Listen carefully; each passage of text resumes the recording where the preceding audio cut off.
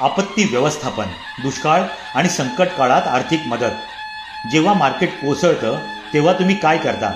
शिवरायांच्या काळात जेव्हा दुष्काळ पडला तेव्हा त्यांनी खजिना रयतेसाठी उघडला.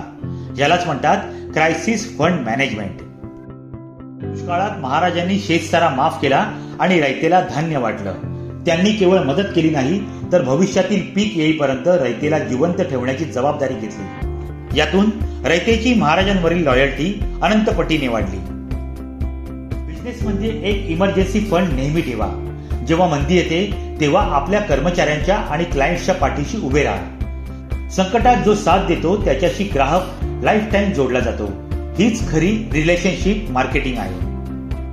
मॅनेजमेंट लेसन: संपत्ती फक्त साठवण्यासाठी नसते तर कठीण काळात ती माणसं वाचवण्यासाठी असते. माणसं वाचली तर व्यवसाय पुन्हा उभा राहील. तुमच्याकडे इमर्जन्सी फंड आहे का? कमेंटमध्ये नक्की सांगा.